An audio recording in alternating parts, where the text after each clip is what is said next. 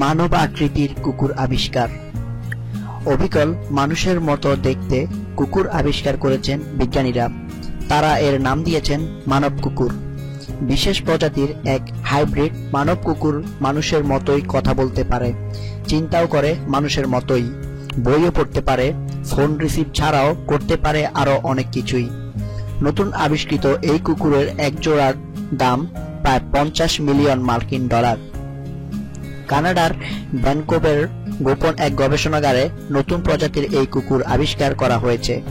Hybrid কুকুরগুলোর মাথা, চোখ, নাক, কান, মুখ, ঠোঁট ও জিহ্বা ঠিক মানুষের মতোই, কিন্তু দেহ কুকুর আকৃতির। বিজ্ঞানীদের দাবি এগুলো মানুষের মতোই চিন্তাশীল। মানব কুকুর সৃষ্টির পিছনে মূল কারিগর হার্টম্যান কোর্লিং ইনস্টিটিউটের ডাক্তার পল ব্র্যাডশো। তিনি বলেন, অভিনব প্রাণীগুলো খুবই বুদ্ধিমান, এগুলো সবার সঙ্গে যোগাযোগ রাখতেও সক্ষম।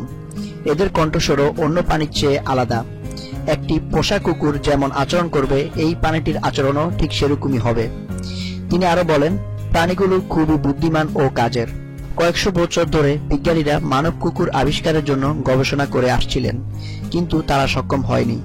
অনেক চেষ্টার পর অবশেষে এই মানব কুকুর আবিষ্কার করতে সক্ষম হলেন তারা। আর এটি আবিষ্কার করতে তাদের কতদিন গবেষণা চলছে ও কত টাকা ব্যয় হয়েছে, আর কেনই বা এই অদ্ভুত প্রাণী আবিষ্কারের চিন্তা মাথায় এলো, এসব কিছুই গোপন রেখেছেন বিজ্ঞানীরা। তবে মানব কুকুর তৈরির পেছনে মূল উদ্দেশ্য মানুষের কল্যাণ ও ব্যবসা, এমনটাই জানিয়েছেন এক বিজ্ঞানী। তারা জানান, এই প্রাণীগুলো মানুষের খুব কাজের হয়ে উঠবে। ডক্টর পাল বর্ষ জানান, হাইব্রিড কুকুরগুলো বিক্রি হচ্ছে উত্তর আমেরিকায়। ইংল্যান্ডের ম্যানচেস্টার, অস্ট্রেলিয়ার কার্ডিফ এবং লন্ডন থেকেও এগুলো কেনার জন্য যোগাযোগ করছেন ক্রেতারা।